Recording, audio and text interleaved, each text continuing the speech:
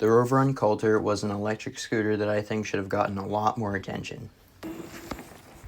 It's really fun to ride, and it has all the kinds of features you want to have in an electric scooter that's used both for commuting and high speed. Jumping right in, here we have the quad suspension. Really plush, really fun to jump on, very nice. And here's the tail. There's the headlight, it's very bright. It has really good cable management, something you don't see on some electric scooters that are in this class. It's got a nice front fender. The horn is built into the headlight, which is nice.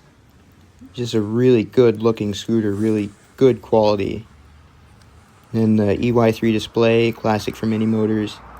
Very simple, easy to read. And you can flip through the different settings right there.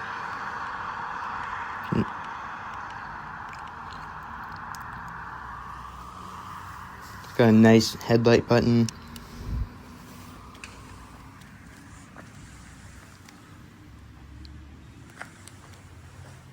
And the turn signals.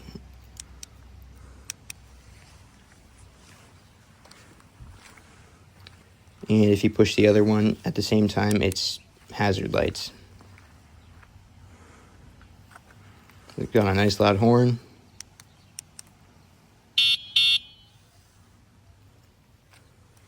Just a really good scooter in general. And then it has 2 charge ports on it. And right behind those, there's a button that you can push that turns on or off the lights that are on the stem. And there are also 2 lights under the deck right there. Those stay on with the stem lights, but they turn off when you turn off that bottom switch. And then those rear lights are always on. It's got some nice Zoom hydraulic brakes on it. It's got a nice clamp right there. You can put stuff on it. You can hold stuff on there. And it's really interesting that they have lights there. I really like that. The suspension is really good. And it folds down extremely easily. Just watch how easy I fold that down. And then you can even fold down the handlebars too. Very small, compact scooter.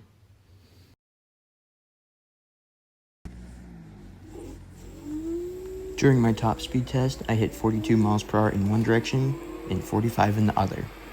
This is a really fast scooter. You gotta love the whine of those square wave controllers.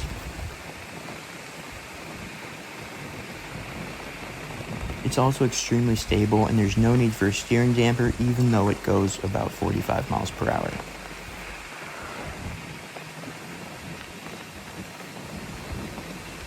There is absolutely zero stem wobble, and I feel very comfortable pushing it to its limits.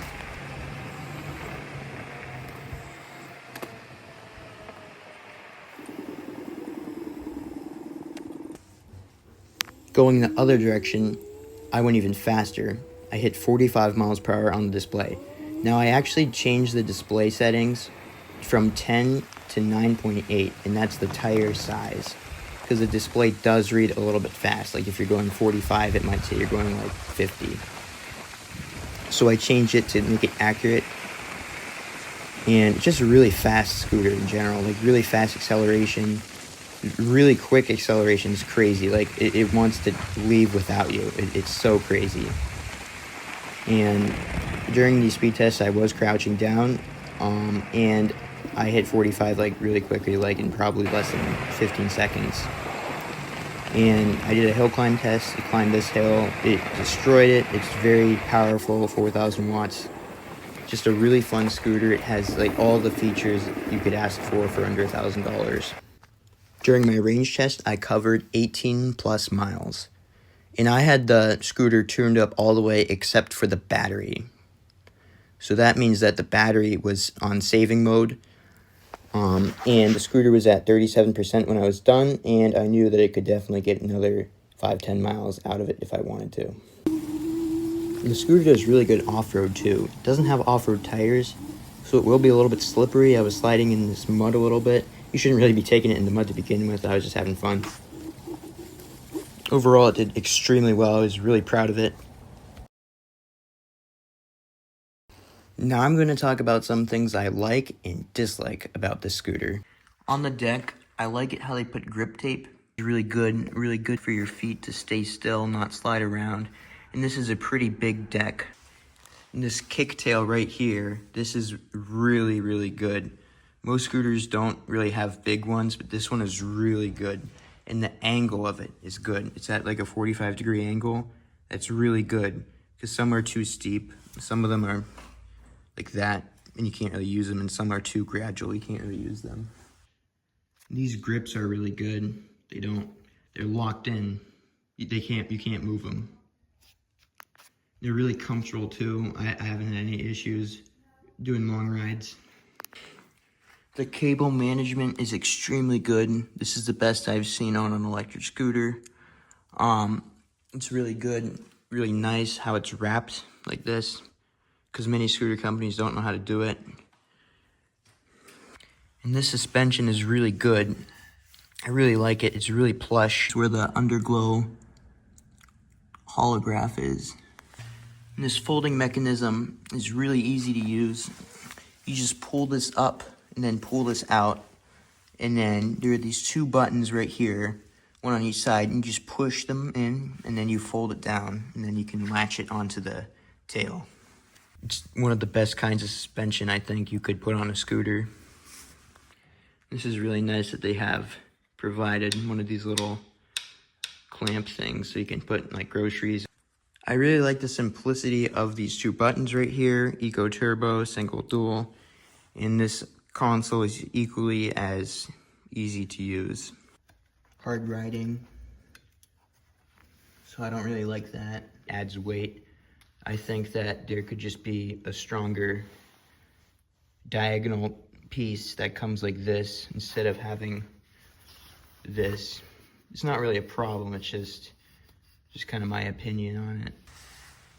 And I don't really like it how this rear fender sticks out so much, because there are a couple times when I was riding over a curb and it hit the bottom, and it could be a problem if it couldn't break off. One thing I don't like is that this headlight can come loose. It's from bumps and hard riding. This isn't a problem, and I might be being a little picky, but this kind of section right here, one thing I think could be an issue is the fact that these are slightly pointed downwards. This headlight is extremely bright during the night. Pull it open sometimes because this gets in the way, so sometimes you have to move this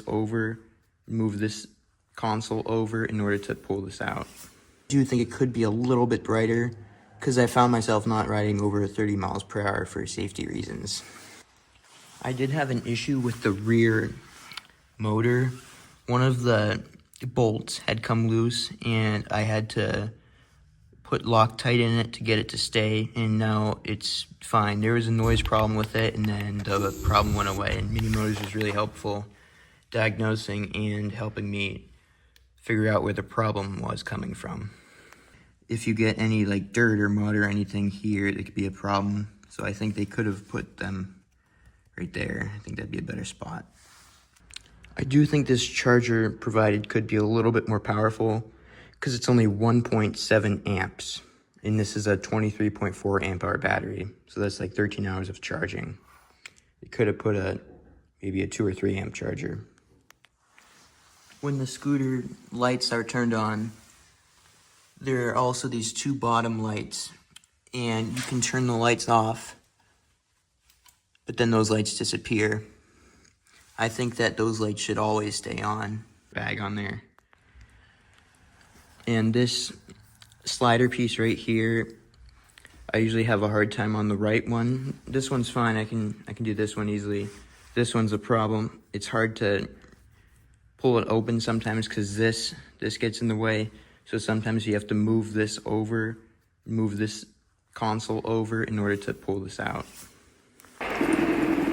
In conclusion, it's a really good scooter. I think you should buy it. Unfortunately, the original Rover on Coulter isn't available. There's an upgraded model of it called the Ray Mercolter Max, and I have a link for it in the description. Thank you guys for watching. See you next time.